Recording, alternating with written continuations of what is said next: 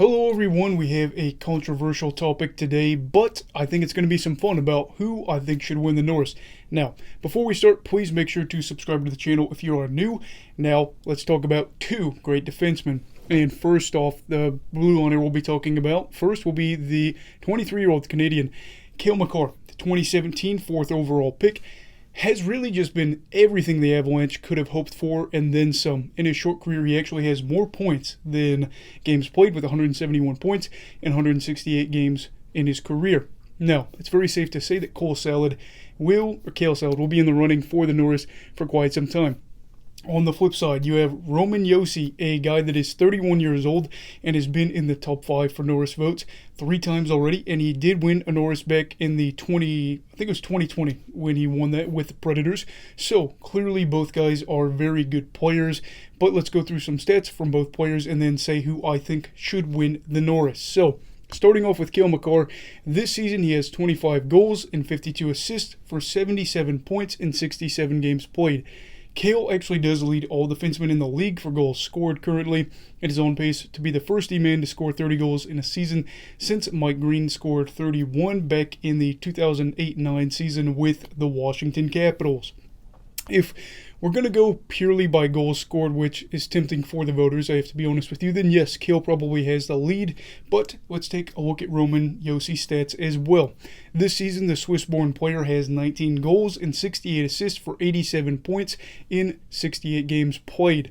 He's behind only Cale Makar in terms of goals scored, and leads all defensemen for points with, guess who? Yes, Cale Makar right behind him for points. Now let's take a deeper look at their stats, starting off with Cale. And we'll be focused primarily on their power play and 5-on-5 stats, as they both don't play crazy minutes for their team's PK. I think 3 defensemen play more minutes on the PK than Makar, and then Josi plays less minutes than 5 other defensemen. So yeah, of Makar's 77 points this year, 30 points have come via the power play, with 23 of those points coming from assists in a little over 257 minutes.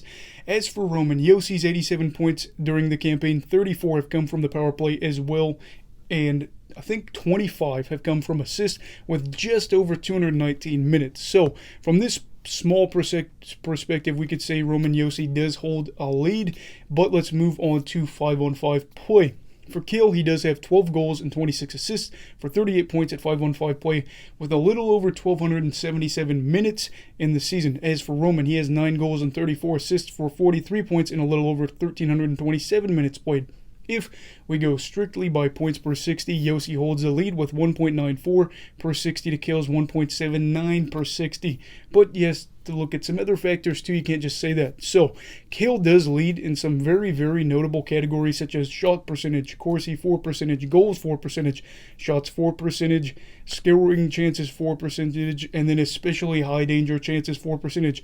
With all that being said, who do I think should win the Norris? Here's my honest opinion. Get ready. It's Roman Josi. I know it's probably surprising. And yes, Cale Makar is having an insane year and will likely be in the running for the Norris for however many years. I don't know, maybe even 10 in the future. But in my opinion, Josi has been better. How much, you ask, considering that Cale leads so many categories? Well, I think the biggest thing is you got to consider who these two players get to play with, and this is where I think Cale has an insane advantage, but where I think Josi is still able to edge him out.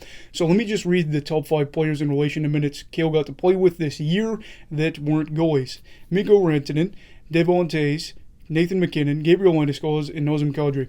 As for Roman Josi, it's Dante Fabro, Mikael Granlund, Matt Duchene, Ryan Johansson, and Philip Forsberg. And while I do know that Duchene and Forsberg are having career years, I still do know that neither player is better than what the Avalanche has to offer. I mean, McKinnon, Landeskog, Rantanen.